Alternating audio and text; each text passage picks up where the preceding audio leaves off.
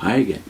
John Wesley Bready, in the chapter A Nation Reborn in This Freedom Whence, is now detailing the effect of John Wesley's life and ministry upon Great Britain over the century after. He takes up here the story of the revival in Scotland.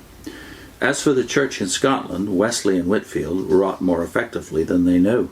The original design of the revival was to quicken the dead bones of the national church in England, to breathe into her the breath of spiritual sensitivity, and thus kindle the fire of religious energy. The blindness, lethargy, and pomposity of the English hierarchy thwarted this design. Not so in Scotland.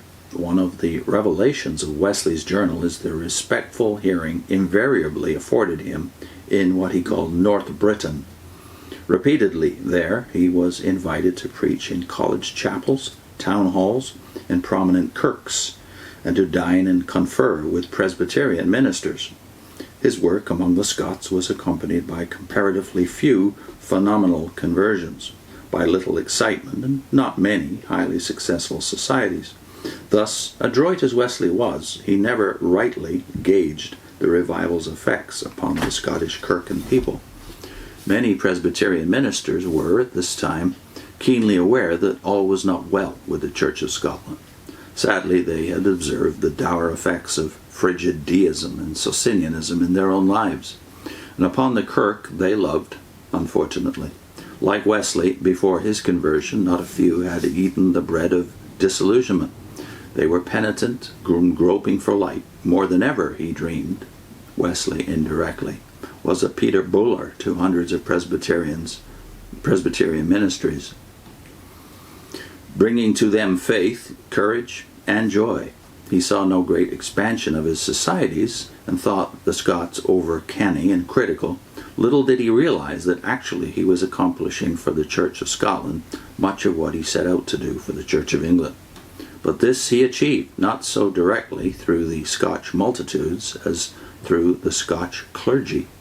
Largely he had converted the Presbyterian ministry from a glacial rationalism to a warm Christocentric zeal, while they, independent of his societies, in their own semi-philosophical way, carried the Evangel throughout Scotland, and from Scotland to many a distant clime. The renewed faith and vigour of the Church of Scotland, soon to manifest itself in an adventurous missionary and philanthropic enthusiasm, can never be explained apart from the expanding influence of the Evangelical Revival. In the light of all the facts, indeed, it is not surprising that Scotland was the first part of the kingdom to honour Wesley by conferring upon him the freedom of prominent corporations and cities, and the influence of Presbyterianism was behind these public tributes. Yet here too, the new wine of enthusiasm finally proved too strong for the old bottles of formalism. For many a decade, the Free Kirk, turning its back on endowments and patronage, chose to tread its own heroic path. This, however, is but half the story. The influence of Whitefield on Scotland has not yet been fully recognized. His mildly Calvinistic theology was more in harmony with Scottish backgrounds than Wesley's Arminianism. Nowhere save America was his influence more triumphant than amongst the Scots, and beyond question the credit for the steady renewal of deep religious life in Scotland was as much due to Whitefield as to Wesley. In Ireland, for obvious reasons, Wesley's task was hard. Often there, he and his preachers found themselves the victims of violent mobs. Yet his love for Ireland and her people is well known, and highly merited was his pride in his band of Irish preachers, including the memorable Thomas Walsh.